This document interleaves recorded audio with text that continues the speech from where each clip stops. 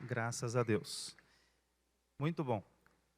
Estamos iniciando mais um trimestre e hoje eu quero fazer aqui uma introduçãozinha rápida sobre a lição de número 1, porque afinal de contas ela é bem introdutória com relação ao que vamos falar e obviamente a lição de hoje é número 2, mas eu quero apenas fazer uma introdução com relação à lição 1, que ela é introdutória para todo o trimestre que nós vamos estudar. Glória a Deus. Agradeço ao pastor Christian, pastor Nunes, pastor Tony, Regis, toda a equipe, todos os irmãos e irmãs que estão aqui para aprendermos um pouco mais da palavra de Deus. E vamos então iniciar esse trimestre falando sobre os reis de Israel. Então essa é a nossa lição e nós temos aqui pelo menos 13 lições importantíssimas.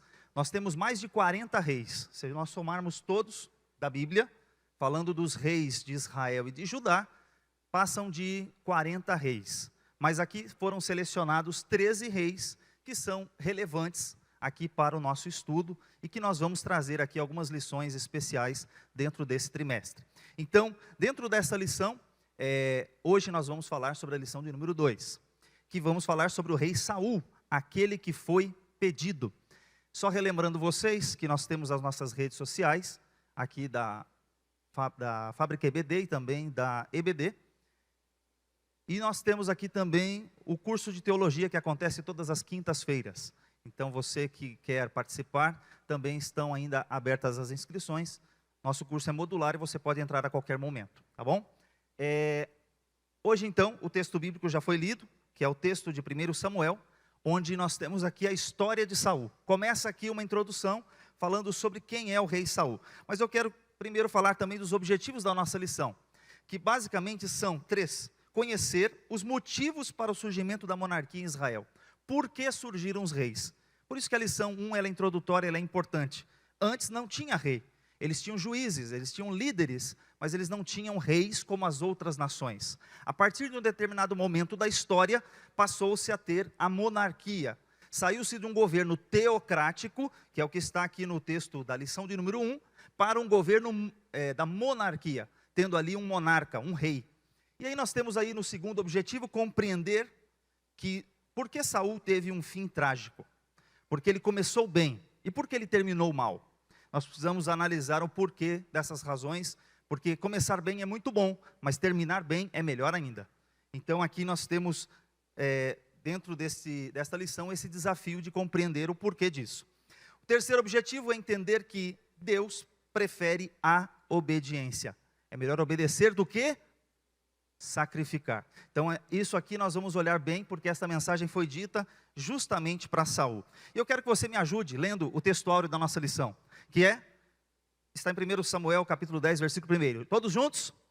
Então tomou Samuel um vaso de azeite, e lhe o derramou sobre a cabeça, e o beijou, e disse: "Te não tem ungido o Senhor por capitão sobre a sua herdade?"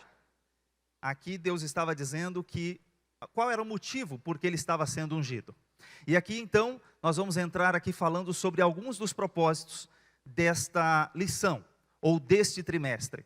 Esta lição, ela tem pelo menos 3 propósitos importantíssimos, estudando os reis. Ele tem um propósito que é você estudar a história por si só. Então, quando falamos sobre os reis de Israel, vamos estudar aquilo que aconteceu, o passado, o que foi registrado na história. Então, primeiro é o contexto. Vamos estudar o personagem, a pessoa que estava envolvida naquela ação. Depois, tem um propósito teológico. Que lições nós podemos extrair teológicas desse texto? Como Deus agiu, como Deus cuidou do seu povo, como Deus continuou fazendo e a sua soberania continuou permanecendo dentro da nação de Israel. Depois nós temos um terceiro propósito, que é o propósito devocional. Ou seja, o que isso tem a ver para a minha vida? O que a história de Saul pode me ajudar no meu viver diário hoje? Então é trazer para os nossos dias hoje, fazendo a aplicação. Então são esses 3 propósitos que a nossa lição tem. E para falar disso, a gente tem que recapitular um pouquinho, que antes de ter reis, aqui nós estamos falando de Samuel. 1 Samuel, ele fala sobre os juízes. Inclusive Samuel é um juiz, ele é o último juiz. E aqui ele vai fazer a transição entre juiz e o início da monarquia. E é isso a lição de número 1, ela traz como uma introdução mostrando essa transição. E dentro dessa transição, nós temos uma situação que era comum acontecer em Israel. Quando você lê o livro de Juízes, você encontra esse quadro aqui. É um ciclo, como você pode olhar ali.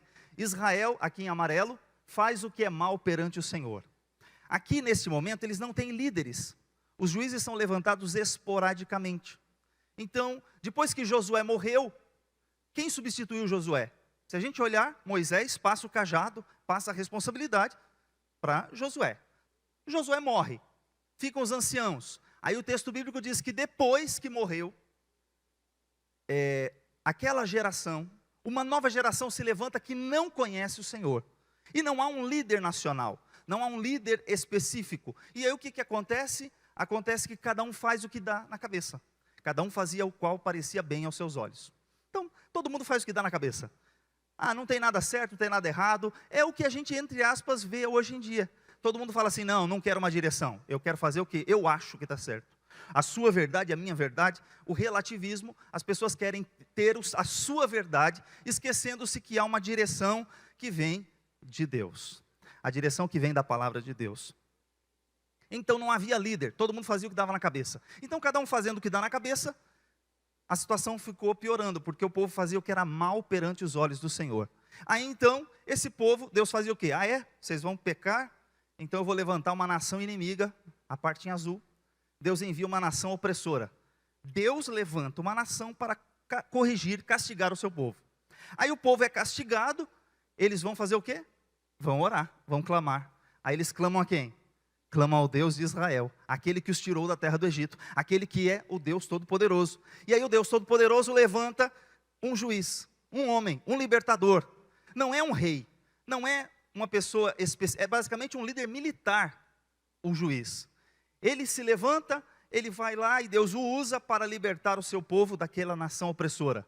E aí então, eles depois que são libertos, a nação é derrotada. Bom, aí parece que está tudo bem, tem um líder, Deus levantou vários juízes, está tudo bem. De repente, o povo volta a fazer o que é mal perante os olhos do Senhor. Aí, Deus envia a nação. Aí, Israel clama de novo. Aí, vem um juiz, um novo juiz. E isso vai acontecendo ao longo da história de Israel por muitas e muitas vezes. Até que chegamos em Samuel. Então, o que isso diz para mim e para você? Trazendo um pouquinho para os nossos dias. Primeiro é o seguinte, a gente tem que olhar a seguinte forma. Primeiro que o pecado vem. O pecado, ele jaz à porta. O Senhor falou para Caim, olha, o pecado jaz à porta. O seu desejo aí, você vai tomar decisão, se você vai pecar ou não. Se você vai ser fiel ou não. Mas o pecado está aí. Mas aí o que acontece? Quando a pessoa deixa o pecado chegar, o pecado domina. Depois que o pecado domina, ele escraviza. Depois que ele escraviza, nós lamentamos e choramos. Então, nós invocamos ao Senhor. E aí o que acontece? O Senhor traz o livramento. Aí vem a paz. Depois que chegou o livramento do Senhor, e aí caímos novamente. Que Deus nos guarde de fazer esse ciclo dos juízes na nossa vida. Mas Deus, Ele sempre está olhando para nós. A vara do Senhor é como um pai. Ele vai corrigir o filho a quem Ele ama. Por que Deus fazia isso? Porque Ele ama. Então que Deus nos guarde de ficar nesse ciclo de pecado e levanta e cai, levanta e cai. O Senhor diz assim, quem está em pé, cuide, olhe, não caia. O Senhor está falando, quem está de pé, vigia, fique esperto, para você não cair. Então, passei muito rápido. Só para recapitular, esses são os juízes. Como eu falei, são alguns, né? Dá uma olhada aí. Esse ciclo se repetiu por pelo menos todas essas caixinhas que você está vendo. Deus foi levantando juízes em tribos diferentes. Deus foi levantando juízes em períodos diferentes. Deus foi levantando juízes para lutar com povos diferentes. E a cada um desses juízes, Deus foi usando e dando livramento, usando e dando livramento. Até que chegamos aqui, no último, no ano 1020, é Samuel. Samuel é agora o último juiz de Israel. Samuel é um homem fiel. Samuel é um homem que Deus lhe dá livramento contra os filisteus. Quando a gente vê que antes de Samuel, Eli teve um problema. Porque Eli e seus filhos estavam pecando. Na verdade, Eli não corrigia seus filhos. E por consequência, a arca de Deus foi tomada pelos filisteus. Os filisteus começaram a ter vitória sobre o povo de Deus, porque os líderes não eram adequados. Aí Deus diz que vai levantar um sacerdote e um homem fiel. E Deus levanta Samuel. Samuel é esse homem fiel. E Samuel, ele durante o seu reinado, o seu juizado, vamos dizer assim, seu período em que ele administrou a nação como juiz, ele foi um homem que teve muitas vitórias. Por isso lá, em 1 Samuel 7, você lê aquele texto maravilhoso. Ele ergue uma pedra e diz assim, o nome da pedra é Ebenezer. Por quê? Até aqui nos ajudou o Senhor. Então até aqui nos ajudou o Senhor. O Senhor está dando vitória. Ele está indo bem. Mas aí o texto bíblico diz aqui, no capítulo 8, o povo vai pedir um rei.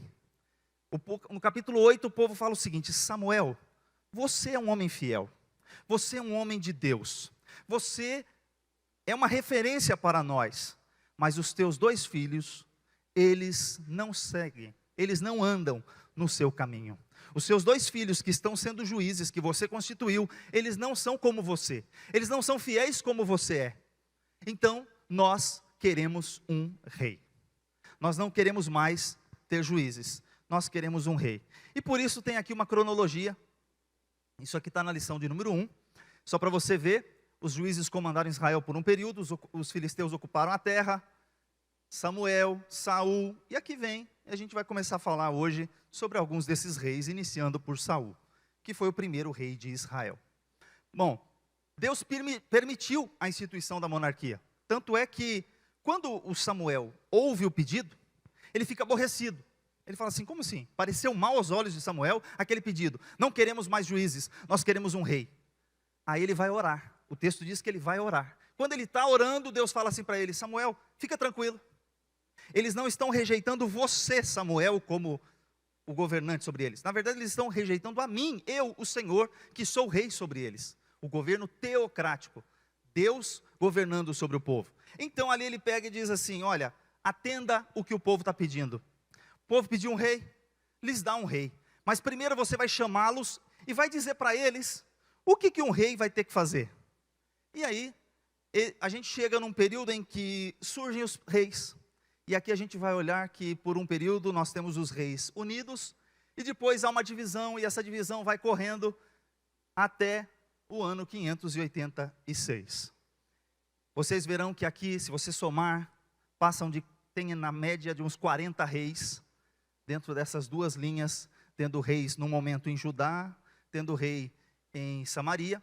Então você vai ter reis duplicados no mesmo período, porque um reina numa parte, outro reina em outra. Mas o que nós vamos fazer hoje, mostrando aqui para vocês, é que essa aqui é a lista, ó, a lista dos reis de Judá, que durou mais. Tem uns que vocês veem a mãozinha, um dislike para eles, porque eles foram maus.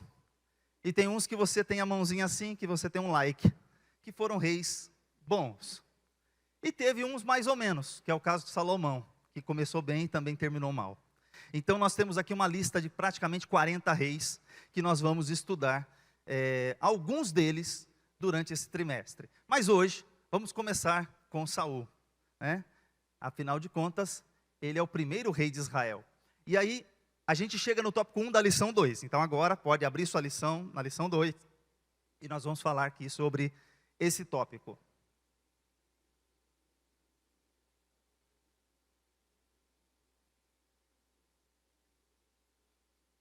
Por que o povo pediu um rei? Então é a primeira pergunta. Eles pediram um rei. Por que eles pediram um rei? Tem um motivo. E aí, a nossa lição, ela aborda alguns dos motivos pelos quais eles pediram um rei. Aqui dentro dessa lista, basicamente a gente vai olhar que os filisteus eram um povo que sempre estava lutando contra os israelitas. Os filisteus eram um povo terrível. Então, por causa dos inimigos, eles ficaram com medo de ficar sem um líder militar. Porque o texto diz que Samuel já estava velho. Samuel velho, e agora? Quem vai continuar? Quem Deus vai usar para continuar a guerra contra os filisteus? Então, o primeiro motivo é porque eles estão agora nessa situação. O segundo, porque Samuel está velho. O terceiro motivo, os filhos de Samuel não seguiam os seus caminhos. Quarto motivo, não tinha sucessor preparado. Aqui começa outros pontos importantes, porque hoje há muitas pessoas que não preparam sucessores, seja isso na empresa, seja isso na igreja, tem igrejas por aí que o pastor vai até de bengalinha e não prepara nenhum sucessor, e o que acontece? Quem vai substituir esse pastor depois? Porque ele não preparou ninguém. Acontecia isso com Israel, empresas que o pai administrou por muito bem, por muitos anos, depois que o pai morre, os filhos arrebentam com tudo. Por quê? Porque não preparou sucessores para aquele cargo, para aquela função. Aqui acontece o mesmo, a nação está com medo, quem vai suceder? Quem vai lutar contra os filisteus? Quem será o próximo homem a estar na liderança? Então, o vácuo da liderança, é isso que está escrito na nossa lição, o medo desse vácuo, quem é que vai liderar? Fez o povo tomar uma atitude. Quem pediu, quando o texto diz povo, aqui está escrito que os anciãos se reuniram e foram até Samuel pedir um rei. Então não foi assim, o povo, não, foram os anciãos, os líderes do povo, de certa forma as pessoas mais experientes, que perceberam aquela situação e foram pedir o rei. Só que o pedido deles era um pedido um tanto complexo, porque eles estavam pedindo um rei, como as outras nações. Nós queremos ser igual os outros, não queremos ser diferentes. Então, o que está errado no pedido é, um dia Deus colocaria um rei, porque já estava previsto na lei. Lá em Deuteronômio 17, Deus mandou, Deus falou quais seriam as regras do rei. Então Deus já sabia que um dia teria rei. O fato é que eles estavam pedindo antes do tempo. E aí quem eram os filisteus? Eu coloquei aqui um pouquinho de um resumo de quem eram os filisteus. Se você olhar aqui, em amarelo, no mapa, você tem as 5 cidades dos filisteus, que basicamente, se você observar hoje, no mapa atual, continua sendo a faixa de onde? De Gaza, o problema dos israelenses. Porque olha só, você tem a cidade de Gaza, você tem a cidade de Asquelon, você tem a cidade de Asdod, a cidade de Gate, de onde era Golias, você tem a cidade de Gerar. Gerar, você vai resgatar lá em Gênesis, Isaac peregrinou onde? Em Gerar. E Deus o abençoou na terra dos filisteus. Então você tem aqui, essas 5 cidades, em amarelo, esse povo aqui, foi uma grande dificuldade para o povo de Deus. Porque tem um detalhe interessante, quando eles entraram na terra, Deus mandou eles conquistarem. Mas há um texto que diz lá também em Juízes, que eles não conquistaram tudo que Deus mandou. Eles deixaram alguns. Eles conquistaram a maioria do território, mas deixaram alguns ali. Alguns pequenos inimigos ficam por ali. E aí o que aconteceu com esses pequenos inimigos? Até hoje os pequenos inimigos ficam lançando foguete. Estão lá no território vizinho, ali no litoral, lançando foguete para dentro. Até hoje esse povo traz um tipo de problema. Então o que acontece? Porque se a gente não obedece à voz de Deus, não faz o que Deus mandou, na totalidade, na íntegra, eu obedeci, mas obedeci parcialmente. Espera aí, Deus mandou você obedecer integralmente. E aí o que aconteceu é que os filisteus cresceram, se tornaram um grande povo, eram inimigos poderosos. Eles dominavam tanto uma parte do mar, quanto eles dominavam o ferro. Eles eram os ferreiros. E aí o que aconteceu foi que eles roubaram a Arca da Aliança na época de Eli. E olha só o que acontece quando eles roubam a Arca da Aliança. Eles roubam a Arca da Aliança, Israel perde, os filhos de Eli são mortos, e a Arca da Aliança é levada. E ela começa a fazer um tour entre o território dos filisteus. A arca vai primeiro para a cidade de Asdod, que estava lá no mapa. E lá Deus fere eles na cidade de Asdod. Primeiro que o Dagon cai, o deus deles cai. Depois o deus deles cai e é cortado, é arrebentado no chão. Depois eles começam a ficar doentes, eles começam a receber enfermidades. A Bíblia diz que eram hemorroidas. E isso vai afetando eles. E por onde a arca chega, aí tira a arca daqui e manda para outra cidade. Manda para a cidade de Gate. Chega em Gate, o povo fica doente em Gate. Até que eles pegam, falam assim, não, tira daqui. Asdod já estão doentes, Gate já está doente, manda para Ecrom, manda para outra cidade. Manda essa arca para lá.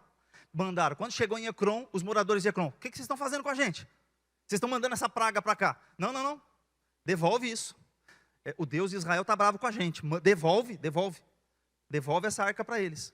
E a arca ficou peregrinando 7 meses no território deles. Porém, ela foi devolvida. Só que ela não foi devolvida no local de origem.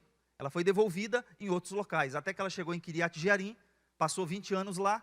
E então, ela depois é enviada à casa de Obed-edom, onde fica 3 meses, abençoa aquela família, e Davi tem aquela grande ideia de trazer a arca para Jerusalém. Bom, mas Davi é para outro dia, é outro professor que vai falar de Davi. A arca do Senhor, ela é devolvida, mas os filisteus continuam sendo um povo terrível. E olha esse versículo que eu quero que vocês leiam comigo, ó, 13, de 19 a 22, que está em 1 Samuel.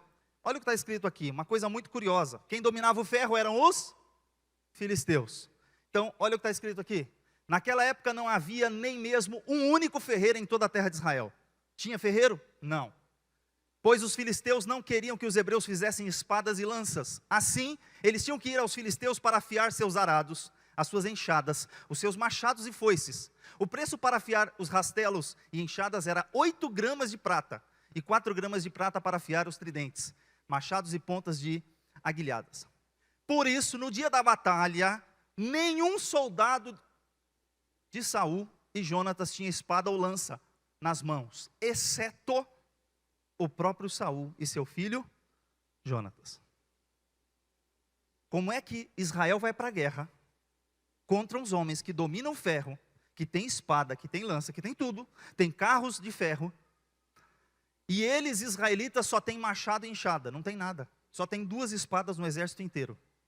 Só quem tem espada? Saul e Jonatas. É uma missão impossível, você ir com 2 espadas contra um exército enorme. Mas eu vou dizer para vocês, era impossível aos olhos humanos, mas o nosso Deus, o Deus Todo-Poderoso, com arma ou sem arma, com espada ou sem espada, com ou sem, Deus está na frente, você vai ter vitória. Amém? Glória a Deus. Davi foi com lança, ele não foi com lança, não foi com espada. O filisteu até criticou. Eu sou algum cão para você vir a mim com pau, pedra? Ele era um cão, porque para Davi ele era um cão, que estava afrontando o exército do Deus vivo, um incircunciso. E aí ele pega e com a pedrinha ele venceu. Então, e matou o gigante com o quê? Ele não tinha espada, Davi não tinha espada. Mas matou o gigante com o quê? Com a espada do Golias. Acertou a pedra e com a espada do Golias ele corta a cabeça do gigante. Então veja que os filisteus eram um povo que dominava o ferro. Mas não importa se eles parecem ser grandes, o nosso Deus, ele é maior. E aqui você continua vendo no mapa que o mapa não muda. O reino é dividido, os anos passam, você passa a ter 2 capitais e os filisteus continuam intocáveis ali, ó, no seu cantinho, perturbando. Mas o fato é que Deus foi levantando Saul, Deus foi levantando os seus reis para lutar contra os filisteus. E na época de Davi, os filisteus estavam subjugados. Eles não foram eliminados, mas eles foram subjugados. Na época de Salomão, eles continuam ali, mas eles são subjugados. Então o tempo passa, mas Deus foi dando vitória ao seu povo. Então você não pode fechar os olhos e dormir tranquilo. Você precisa de fato estar sempre vigilante, porque o inimigo está sempre pronto para vir contra você, contra a nossa vida. Mas o Senhor, Ele é conosco. Amém? Glória a Deus. Então aqui a gente tem alguns dos deveres que esses reis precisavam fazer. A princípio, quando o povo pede um rei, Samuel tem que dizer quais são as obrigações desse rei. E aí ele vai dizer o que são. Quais são as obrigações? As obrigações dele, primeiro, estão lá em Deuteronômio 17. Ele não tinha que multiplicar cavalos. Ele tem que confiar no Senhor. Lá em Salmo diz que do Senhor é a batalha, né? Não é para confiar em cavalos, é para confiar no Senhor. Ele não deveria submeter-se à servidão de outras nações. O rei não deveria aceitar ser escravo dos outros. Depois, ele não deveria multiplicar mulheres, coisa que Salomão não obedeceu. Então ele deveria estar casado com a sua esposa. E outros reis não obedeceram. Mas aí o que acontece? Não era para multiplicar mulheres. Não era para multiplicar ouro e prata, pessoal. O rei não podia crescer, mas ele não poderia ser avarento e querer tudo para ele. E o rei começou a acumular poderes. Era para manter uma cópia do livro da lei. O que significa dizer isso aqui? O que Deus disse para Josué? Não se aparte da tua boca o livro desta lei. Antes medita nele dia e noite, para você poder fazer conforme tudo quanto está escrito, e aí o Senhor vai cuidar de você. Então o rei tinha que ter um livro de cabeceira. Qual era o livro de cabeceira dele? A palavra de Deus. Ele tinha que ler dia e noite. Ele teria que meditar na palavra de Deus. E como é que eu e você precisamos fazer? Guardar a palavra do Senhor no nosso coração, para não pecar contra ele. Você precisa, e eu preciso, nós precisamos encher a nossa vida, a nossa casa com a palavra de Deus. E aqui ele tinha que ler todos os dias da sua vida. Muito bem. Então, nós vamos para o tópico de número 2, onde Saul, ele é escolhido. O tópico 2 fala sobre qual é a situação de Israel, ou a situação de Saul. Bom, primeiro, vamos falar aqui alguns pontos fortes desse rei. Aqui, eu fui agraciado com uma análise de SWOT pronta do rei Saul. Bem interessante para quem é da área de administração. Vamos falar sobre os pontos fortes e fracos, sobre as oportunidades e sobre as ameaças que estavam perante a vida de Saul. Então, primeiro ponto aqui, ó, pontos fortes de Saul. Saul não tinha só tudo de ruim, porque muita gente só critica o Saul. Ele também tinha pontos fortes, ele também tinha qualidades. Inclusive, no começo, a gente vê que ele era um homem de Deus. Deus deu vitória, fez muitas coisas boas, como esta, por exemplo, ele unificou as tribos. Ele foi um homem que foi capaz de unificar todas as 12 tribos de Israel. Por isso, ele é o primeiro rei do reino unido. Ele coloca todas as tribos sobre uma administração. Ele consegue juntar os irmãos para falarem a mesma língua. Ele vence Naás e os amonitas. Na primeira batalha, os amonitas cercam uma cidade, e essa cidade pede socorro. E até então, ele estava ali mais ou menos ungido, mas não sabia se ia ter um apoio ou não. A nação pede ajuda e Saul reúne o povo, e Saul vai e vence a batalha. E nessa vitória, Deus confirma o reino nas mãos de Saul. Então nessa vitória ele ganha uma confirmação. Porque primeiro, ele é ungido, eu não sei se vocês repararam, no texto áureo, depois você volta ali no texto áureo da lição, está escrito assim, ele foi ungido para ser primeiro capitão. Primeiro você unge o capitão, depois ele vira rei. Primeiro ele vai comandar o exército.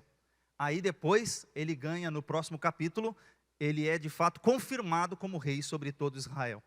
Então ele vai ali como um líder carismático, ele atrai o povo. Ele era um camarada interessante, o povo gostou dele. Teve algumas pessoas que não gostaram no começo, mas ele se destacava, era mais alto que todos, era o modelo para eles como rei. Então Saul, ele consegue, nesse primeiro momento, atrair o povo.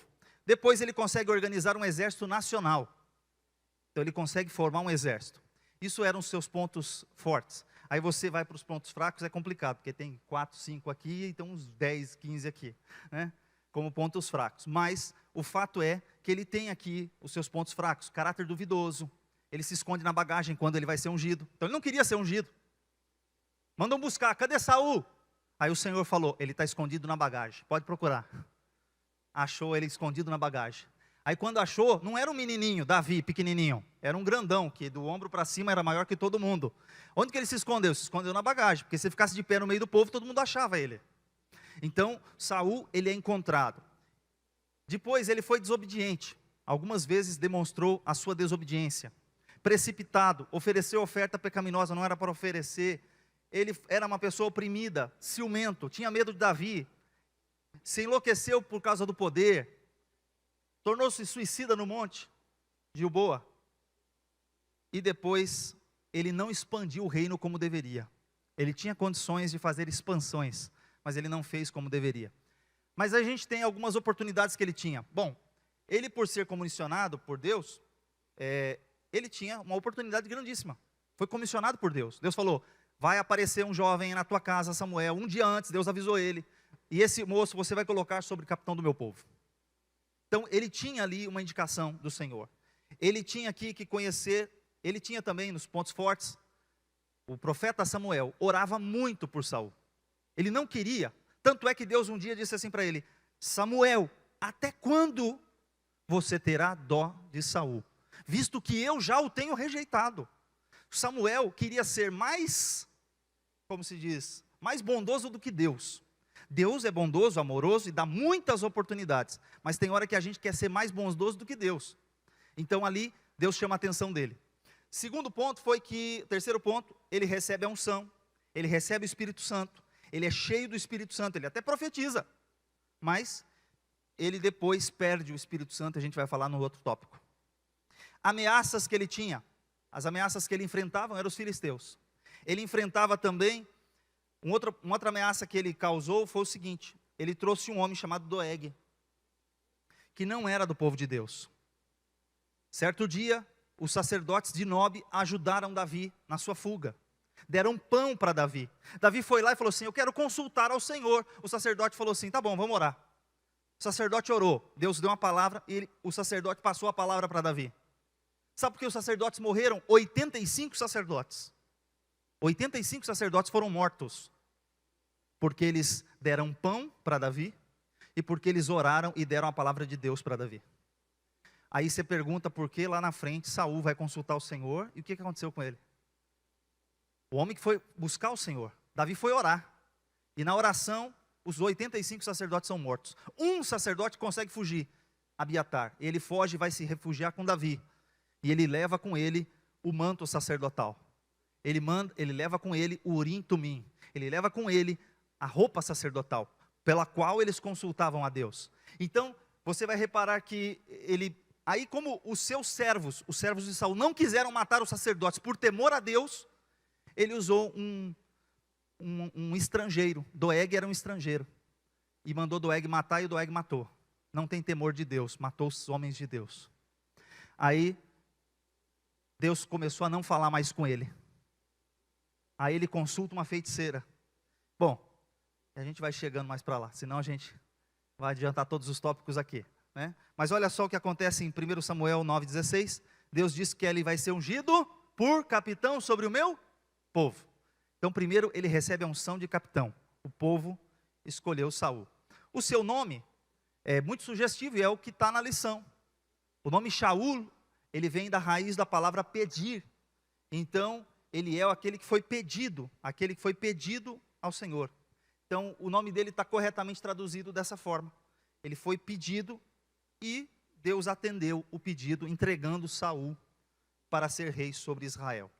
Bom, uma coisa que é curiosa é que Saul também reconhece, ele é da tribo de Benjamim. A tribo de Benjamim, no final do livro de Juízes, quase foi exterminada numa guerra civil. Foi a tribo que foi praticamente dizimada, quase sumiu do mapa.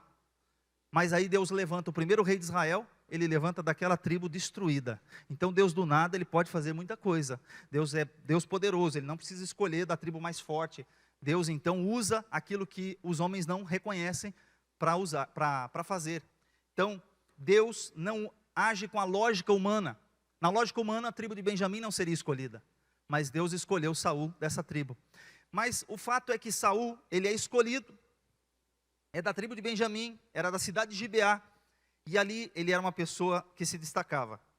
Depois que ele teve a vitória no capítulo 12, versículos 17 e 18, é que ele é confirmado. Então veja, no capítulo 9 ele tem um encontro com Samuel. No capítulo 10, 11, 12 é que ele vai ser confirmado como rei da nação. E aí então a gente chega no tópico 2.1, que fala uma coisa importante. O problema é que agora as escolhas que Saul vai tomar, Deus o escolheu, colocou ele é o rei. Agora que escolhas ele vai tomar? Que escolhas eu e você estamos tomando? Estamos escolhendo as coisas certas ou erradas? Veja que tudo na nossa vida tem a ver com as nossas escolhas. Que caminho estamos tomando? E aqui Saul toma algumas escolhas que vão ser trágicas. E aí entramos nos tópicos que a nossa lição vai abordar. Então olha, o primeiro ponto é o seguinte: a escolha que ele tomou, ele escolheu não esperar o sacerdote Samuel. No capítulo 13, o sacerdote fala que as tribos ali, o texto diz que as tribos começaram a se reunir e os filisteus se reuniram para uma guerra. Naquela guerra, o que acontece é que ele espera 7 dias, mas o profeta disse: eu vou chegar em 7 dias. Mas o que aconteceu? Passou um dia, passou 2, passou 3, passou 4, passou 5. Ele era impaciente, ele não sabia esperar. Quando chegou no 7º dia, ele começou a ouvir uma movimentação do povo, o povo começou a se levantar, ele começou a ouvir alguma coisa estranha. Ele falou assim: não, me traz o animal aí, me traz o animal que eu vou sacrificar, vou fazer um holocausto. Não vou esperar o profeta Samuel não. Aí ele vai e oferece o sacrifício. Ele acaba de oferecer, olha como que é a coisa, ele acaba de oferecer, o profeta chega. Já vê até a fumacinha subindo do sacrifício. Aí ele pergunta assim: Saul, o que você fez? Então, sabe o que que é? Sabe o que que é? Veja bem, começa assim, veja bem, o senhor atrasou, o povo não sei o quê, o povo começou a se dispersar, os filisteus se reuniram, eu fiquei com medo do senhor não chegar e ofereci o sacrifício, veja bem. Ele colocou a culpa em todo mundo. O senhor atrasou, o povo começou a se movimentar, eu fiquei com medo de perder o exército, e aí eu fui lá e fiz o sacrifício. Ele não admitiu que ele errou. Ele só disse assim, o povo, o senhor atrasou, todo mundo foi dando desculpas. No capítulo 14, ele faz um voto precipitado. O povo está no meio da guerra, da batalha. Ele está vencendo. Jonatas entrou sozinho, ele e o seu pajem de armas, o seu ajudante, o seu assistente. Jonatas deixa o exército e vai sozinho para meio do arraial dos filisteus. E mata 20 homens sozinho, os dois. E aí o pai, Jonatas não está escutando o que o pai falou. A gente não vai comer nada, a gente vai jejuar. No meio da batalha, vamos jejuar. Nós vamos jejuar, ninguém vai comer nada, até os filisteus serem todos mortos. O Jonatas está lá no meio da batalha matando gente. E aí, de longe, as sentinelas de Israel olham e vê um movimento no arraial dos filisteus. Filisteu correndo para lá, para cá, um tumulto. O que está acontecendo? Tem alguém matando filisteu lá. Aí ele fala assim, vamos contar, quem é que está faltando? Bom, quem é que está faltando? Olhou, procurou. Está faltando seu filho, o Jonas. Jonatas e o pajem de armas. Faltam os dois. Tá bom, vamos para a guerra, foram para a guerra. O povo já morrendo, com fome, desnutrido, numa batalha, não pode comer. O Jonatas vai com a ponta de uma vara, ele pega um mel e come o mel. E diz que o olho dele ficou brilhando. Ele revigorou depois que ele comeu o mel. Só que aí ele pega e faz o seguinte, Saul falou assim, quem comer vai morrer. Aí vamos buscar quem foi que comeu. Quem foi que comeu? Quem foi que comeu? Achou, foi Jonatas. E ele tinha falado assim, mesmo que for meu filho, vai morrer. Sabe por que Jonas não morreu? Jonas não morreu, porque o povo não deixou. Falou, foi Deus quem deu o livramento, foi Deus quem usou Jonatas, deixa o Jonatas quieto. Vai fazer voto de jejum na hora da batalha? Irmão, tem hora de jejuar, meu irmão. Você jejua antes da batalha, não na hora da batalha. Então na hora da batalha você tem que estar forte, firme, forte ali, amém. Você pode jejuar e deve jejuar, mas saiba a hora de jejuar. Então, o Saul faz ali um voto tolo. Ele faz um voto tolo quase morrendo, o povo morrendo, no meio da batalha, com fome. Não pode comer. E aí quase que ele mata o filho dele, por causa de um voto. Escolhas que ele tomou. Aí no capítulo 15, ele desobedece a Deus. No capítulo 15, Deus manda ele ir até os amalequitas e destruir os amalequitas. E aqui nesse capítulo, ele vai e não faz o que Deus mandou. Ele desobedece a Deus. Veja que Deus manda ele fazer uma coisa, ele faz outra, e depois eu quero que você abra esse capítulo comigo. Abra o capítulo 15, a partir do versículo de número 13. 1 Samuel 15, versículo 13, está escrito assim: Veio, pois, Samuel a Saul, e Saul lhe disse, bendito sejas tu do Senhor, executei a palavra do Senhor. Primeira coisa que ele diz é assim, eu fiz o que Deus mandou. Aí, o Samuel, no versículo de baixo, no 14, olha na sua Bíblia aí, Então disse Samuel, que balido, pois, de ovelhas é este aos meus ouvidos? E o mugido de vacas que ouço? Você falou que você cumpriu o que Deus mandou. Você falou que você obedeceu. Mas que barulho é esse que eu estou escutando aqui? Aí olha o 15. E disse Saul, de Amaleque as trouxeram, porque o povo perdoou o melhor das ovelhas e das vacas, para oferecer ao Senhor teu Deus. O resto, porém, temos destruído totalmente. Então disse Samuel a Saul, espera e te declararei o que o Senhor me disse esta noite. E ele disse, fala. E disse Samuel, porventura, sendo tu pequeno aos teus olhos, não foste por cabeça das tribos de Israel, e o Senhor te ungiu rei sobre Israel, e enviou-te o Senhor a este caminho, e te disse, vai, destrói totalmente a estes pecadores, os amalequitas, e peleja contra eles até que os aniquiles. Por que, pois, não destes ouvidos à voz do Senhor? Antes voastes ao despojo e fizeste o que era mal aos olhos do Senhor? Então disse Saul a Samuel: antes dei ouvidos à voz do Senhor, e caminhei no caminho pelo qual o Senhor me enviou, e trouxe Agag, rei do Amaleque, e os amalequitas destruí totalmente. Olha a continuação. Mas o povo, olha o versículo 21, mas o povo tomou do despojo ovelhas e vacas, o melhor do interdito, para oferecer ao Senhor Deus em Gilgal. Porém Samuel disse: tem porventura o Senhor tanto prazer em holocaustos e sacrifícios, como em que se obedeça a palavra do Senhor? Eis que obedecer é melhor do que o sacrificar, e o atender é melhor do que a gordura dos carneiros. Porque a rebelião é como o pecado de feitiçaria, o porfiar como iniquidade e idolatria. Porquanto tu rejeitaste a palavra do Senhor, ele também te rejeitou a ti, para que não sejas rei. Veja quantas vezes ele botou a conta na costa de quem? Do povo. Primeiro ele fala: obedeci o que Deus mandou. Na cabeça dele, ou ele estava tentando se convencer de que ele tinha obedecido. Não, eu fiz o que Deus mandou, eu matei tudo, só deixei o Agag e as ovelhas. Mas o que Deus mandou? Deus mandou matar tudo. Mas o que você fez? Não, eu só deixei o prêmio de guerra, o rei. Eu só trouxe o melhor. A gente vai oferecer para Deus. É oferta. Ô Saul, Deus mandou você dar oferta ou Deus mandou você destruir tudo? Então veja que Saul sempre colocou a culpa nos outros. E aí você vê que as escolhas dele foram desobedecer. Aí depois, eu não continuei lendo, mas se você continuar, aí no final ele fala assim: então pequei, mas vem comigo, me honra, vamos lá comigo oferecer. Samuel falou: não vou contigo, você está errado, não vou andar com você não. Não, mas vem aqui. Aí ele vai lá e rasga a roupa do Samuel. Aí Deus fala: seu reino também será rasgado. Veja que Saul, ele acha que estava obedecendo. Depois, ele fala que pecou. Parece que ele se arrepende, mas é tudo da boca para fora. Aí você vai ver lá no final do capítulo, que ele só queria a honra. Ele só queria que Samuel estivesse com ele. Aqui ó. Versículo 26. Porém Samuel disse a Saul: não tornarei contigo, porquanto rejeitaste a palavra do Senhor, e do Senhor, já te rejeitou o Senhor, para que não sejas rei sobre Israel.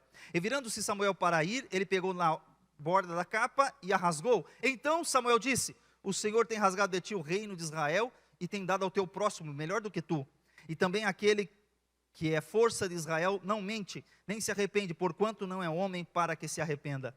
Então ele disse: pequei, honra-me, porém agora, diante dos anciãos do meu povo e diante de Israel, e volta comigo, para que adore ao Senhor teu Deus. Ele estava preocupado com o quê? Com a honra. Ele estava preocupado com o quê? Com o nome dele. E agora, como é que eu fico? Se o sacerdote virar as costas e for embora? Se o sacerdote mostrar que Deus está contra mim? O que eu faço agora? Ele não está preocupado com arrependimento sincero. Ele está de fato achando e arrumando uma desculpa. Aí o que acontece no final? A sua escolha, ele vai consultar uma feiticeira.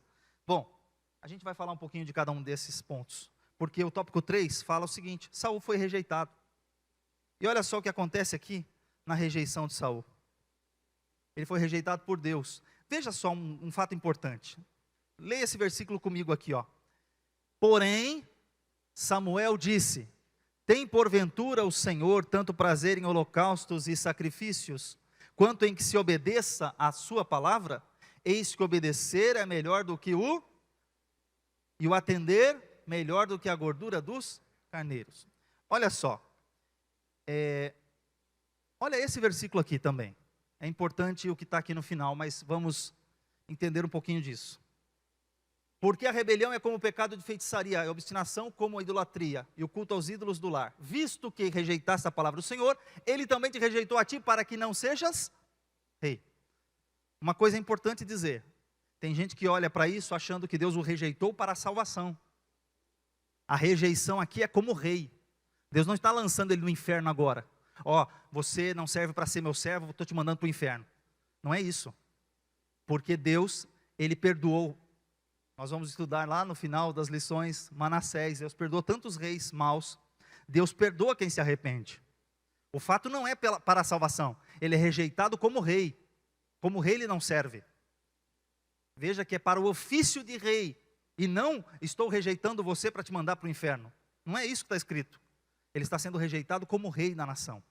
Então, aí a gente tem o seguinte, o que acontece com ele? Primeiro ele é rejeitado, que é o tópico 3.1. Ele é destituído do seu reino. Ele é rejeitado. Mas deixa eu te falar mais uma coisa. Ao ser rejeitado, não significa que no outro dia ele não era mais rei. Porque quando Deus falou assim que Deus estava procurando uma pessoa melhor do que ele, Davi não tinha nem nascido. Se você ler a história, calcular que está no 3º, 4º ano da vida de Saul. Ele não está lá com... Saul reinou 40 anos. Davi começou a reinar com 30. Então se ele está só nos 3, 4 anos do começo, Davi não tinha nem nascido. E Deus falou, já estou preparando um rei melhor do que tu. E um rei que vai ser segundo o meu coração. E já estou preparando alguém que vai ser melhor do que você. Mas esse alguém não tinha nem nascido. Veja como Deus é poderoso. Deus já olha lá no futuro. E o Saul continuou reinando. Por 40 anos ele reinou. Mas olha só, um dia, aqui já muitos anos lá na frente, o Espírito do Senhor, lá no capítulo 16, o Espírito de Deus entra em Davi, ou toma posse de Davi. Davi é ungido. E ao mesmo tempo que acontece, o Espírito do Senhor se retira de Saul. Aí olha só o que está escrito ali, tendo se retirado de Saul, o Espírito do Senhor, da parte deste um espírito maligno o atormentava. E aqui é um dos textos mais complexos que a gente tem também para explicar, né? Espírito mal da parte do Senhor, né? Que foi perturbar Saul. Se Deus sai da sua vida, sobra espaço para quem? Se o Espírito Santo sai da vida de uma pessoa, Jesus explicou isso, que a casa fica aberta, varrida e adornada, mas se o lugar está vazio, vem o inimigo, não bate na porta, ele arrebenta e entra. E o que aconteceu com Saul? Se Deus sai da nossa vida, se o Espírito Santo sai da nossa vida, se nós entristecemos o Espírito Santo, o inimigo entra. Então a consequência foi que Deus permitiu que um espírito mau o perturbasse. Então basicamente é o que alguns teólogos acreditam, e a gente também acredita assim, porque Deus permitiu que um espírito mau atuasse. Deus manda o juízo contra Saul. Então aí Deus usa quem? Davi para ir lá tocar harpa. Mas se fosse nos dias de hoje, essa parte verde aqui, a gente que tem tantos psicólogos, psiquiatras e tanto mais, alguém diria assim, não, Saul não estava endemoniado. Saul não estava, Saul tinha apenas aqui ó, hoje em dia o rei seria diagnosticado como um caso típico de distúrbio maníaco-depressivo. Os períodos de melancolia intensa, intercalados com episódios ocasionais de violência homicida sem motivo, a ideia de que pessoas estavam tramando contra ele, são sintomas inconfundíveis de alguém que tem um transtorno, distúrbio maníaco-depressivo. Nos dias de hoje, alguém classificaria Saul assim. O fato é, o que está escrito? Que o Espírito Santo saiu e que ele foi atormentado. Ponto. Se a gente quiser navegar por esses mares, é uma opinião. Porque o que está escrito é que ele foi atormentado e que Davi tocava a harpa e o espírito imundo saía. E que ele se sentia melhor. E que ele se sentia aliviado. Agora, se isso era um transtorno psicótico, não sei o quê, não sei. Né? Mas o fato é, o que está escrito é que ele sofria disso porque o Espírito Santo saiu da vida dele. E tem gente que acha que se o Espírito Santo sair, a vida material não tem nada a ver com a vida espiritual. A vida material, ele pode conduzir seus negócios, porque ele continuou reinando.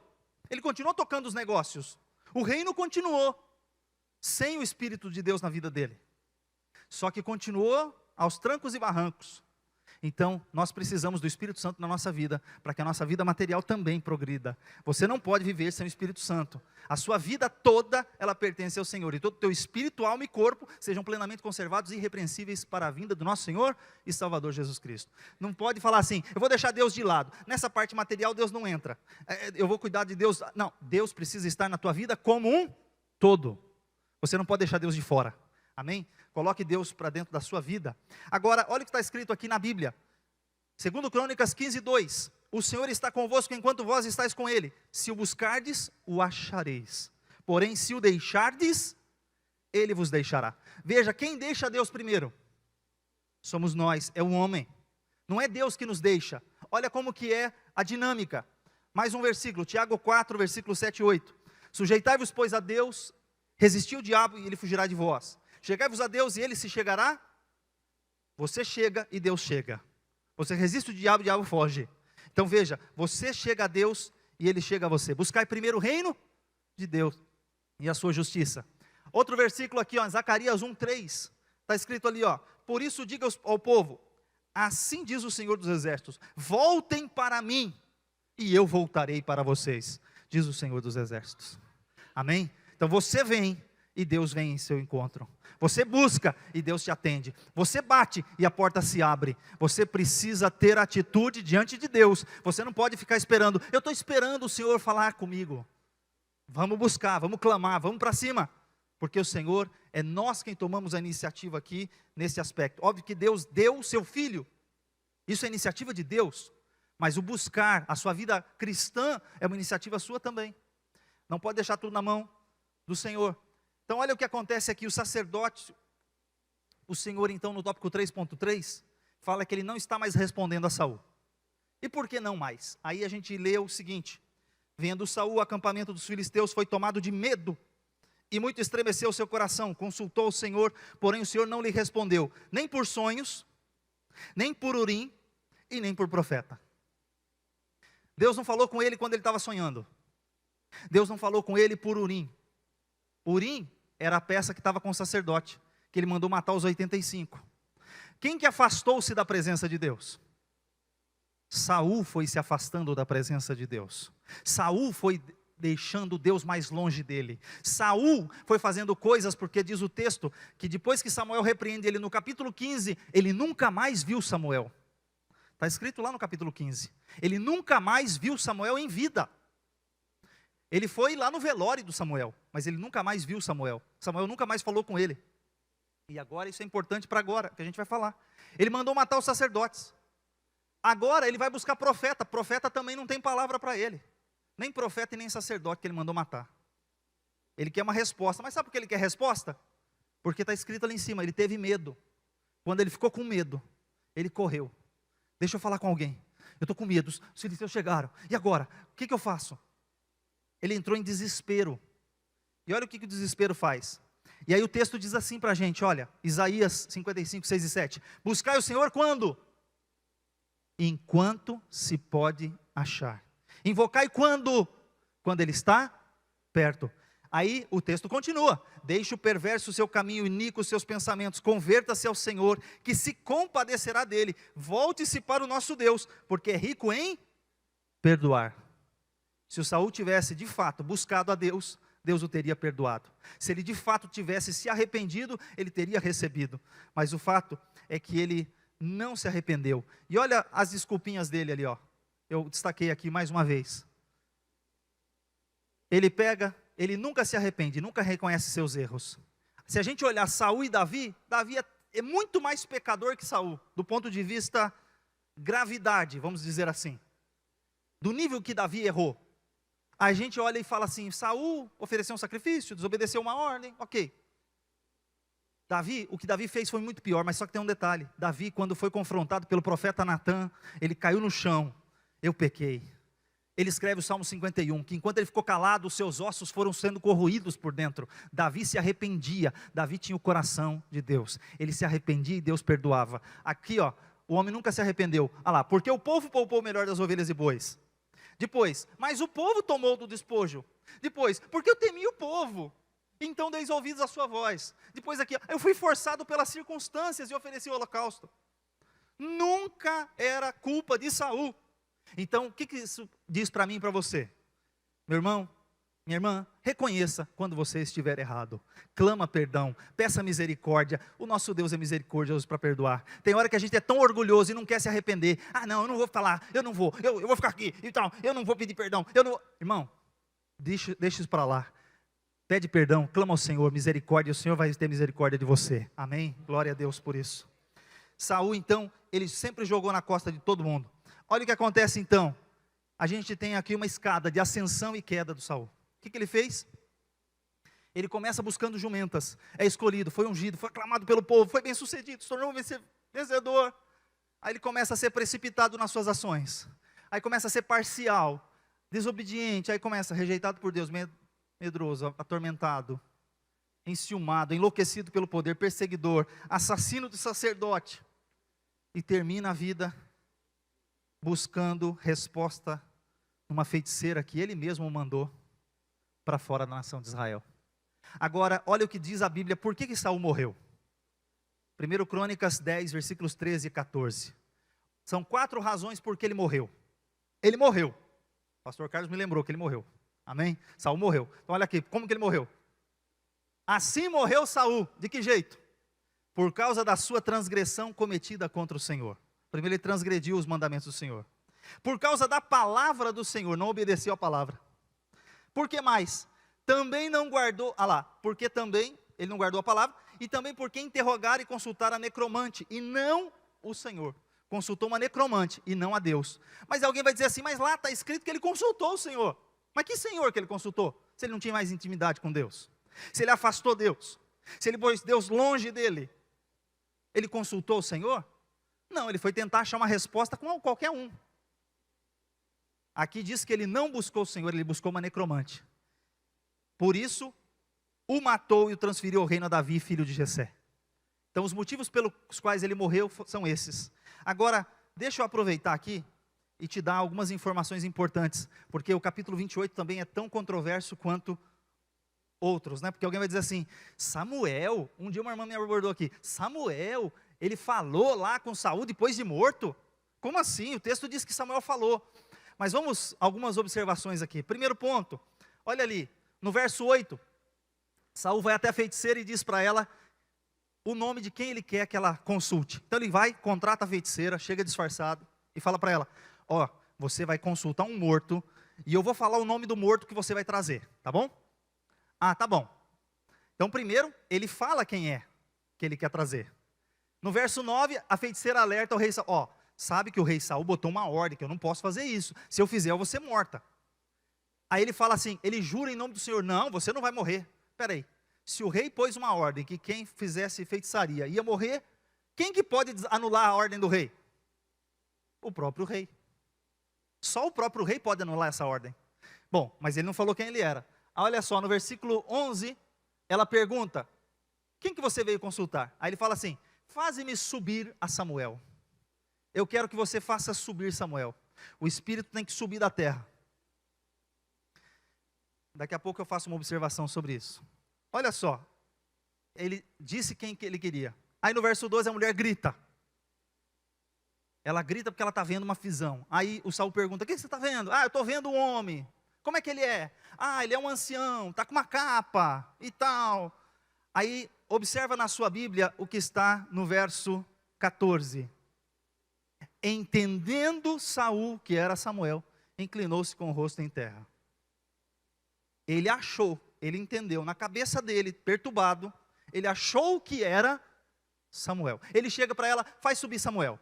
Aí ela dá uma descrição genérica. Vejo deuses que sobem da terra. Vejo um homem de uma capa. Vejo um ancião subindo com uma capa. Ela não falou que era Samuel.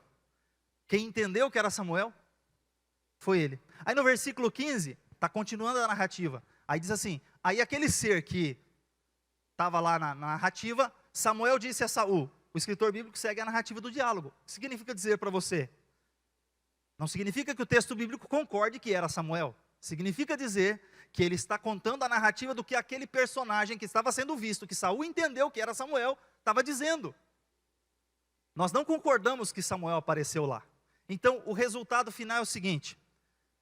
Esse suposto ser vindo dos mortos disse para ele, amanhã você vai estar comigo, você e seus filhos. O fato é que ele já é falso profeta, falso demônio, falso tudo, né? É tudo falso, porque o Saul não morreu no dia seguinte. Então tem aí alguns aspectos interessantes. O fato é, primeiro, quem morre não volta. E Deus não vai colocar o espírito do seu servo, dos santos, na mão do diabo. Que uma diaba traga um espírito de um santo para perguntar para ele como é que é. O diabo tem ordem de mandar no mundo de Deus, para com tudo. Como é que é? Uma necromante feiticeira que Deus falou que era pecado, de abominação, como é que ela pode fazer um santo de Deus subir? Outra coisa, um homem que afastou Deus, que não tem o Espírito Santo, que pecou, só desobedeceu, mandou matar 85 sacerdotes, não se arrependeu, vai morrer e vai no mesmo lugar do homem santo de Deus que viveu toda a sua vida irrepreensível diante de Deus. Irmão, não tem cabimento a gente assumir uma coisa dessa. Então, veja só, Saul estava totalmente perdido total.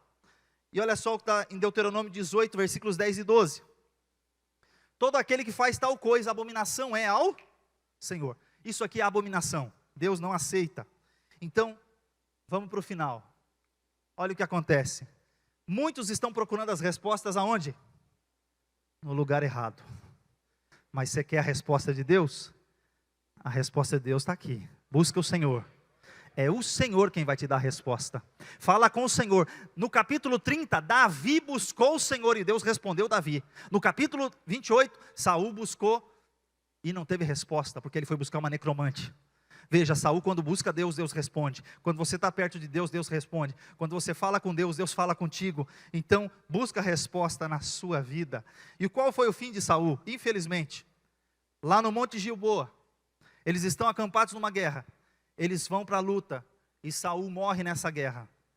Ele é ferido primeiro com uma flecha, depois ele se lança contra a espada, porque ele não quer morrer pelas mãos dos filisteus. Ele se suicida. Infelizmente ele chega a esse trágico fim neste lugar. O seu corpo é exposto no muro da cidade de Bet-Shean, que está lá em cima, naquele mapa. Ele é exposto no muro da cidade. Aí depois os homens de Deus tiram o corpo de Saul e depois vão enterrá-lo. Mas o fato é que Saul, ele é morto, exposto o seu corpo. Davi nessa época, ele está entre os filisteus, mas em Ziclag, não na luta, não na batalha. E o fato é que Saul tem esse fim trágico. Davi lamenta a sua morte, mas a gente caminha para o final dizendo o seguinte: primeira coisa, obedeça ao Senhor. Se tem uma lição que a gente tem que aprender de Saul é o seguinte: se Deus mandou, obedeça. Segundo, deixe os princípios de Deus escritos na sua palavra guiarem a sua vida. São os princípios de Deus que guiam a nossa vida. Não é a minha opinião, não é o que eu acho, não é o que eu penso, é o que está escrito. O que Deus falou para eu fazer? É para eu fazer o que está aqui. Faça escolhas certas. Tome cuidado nas suas decisões. Escolha as coisas certas, as coisas que agradam a Deus. Se errar, se arrepende, volte para Deus. Ele é poderoso em perdoar. Então quando a gente errar, a gente clama ao Senhor e Deus nos perdoa, porque Ele é poderoso para perdoar. Vamos ser como Davi, não como Saul. Não se engane, o mundo espiritual, ele interfere sim no seu mundo material. E agora, essa frase aqui serve para qualquer aspecto da nossa vida. A grande lição é o seguinte: obedeça sempre. Você tem o direito de não concordar com certas decisões. Isso às vezes acontece na igreja, isso acontece na empresa. Na empresa, seu chefe tomou uma decisão, você não concorda, ok. Mas se é uma ordem, o que você tem que fazer? Mesmo você não concordando, muitas vezes a gente obedece. Na igreja, pastor dá uma ordem, pastor deu ordem, é uma ordem. O que você vai fazer? Você pode não concordar, mas se ele falou, está falado. Você pode até conversar com ele depois, mas a gente, qual que é a regra? Primeiro, obedeça. Você não sabe o que Deus falou com ele, você não sabe por que Deus falou com ele. Então veja, quantas coisas, qual é a lição aqui? Vamos obedecer. Se Deus falou, obedece. Afinal de contas, obedecer é infinitamente melhor do que sacrificar. Que Deus abençoe a sua vida, que todos nós possamos crescer com essas lições. E semana que vem, nós teremos aqui o pastor Túlio falando sobre Davi. Então não falte, semana que vem, vamos falar sobre esse rei tão fantástico que foi Davi. Errou muito, mas Deus o usou poderosamente. Que Deus abençoe a sua vida.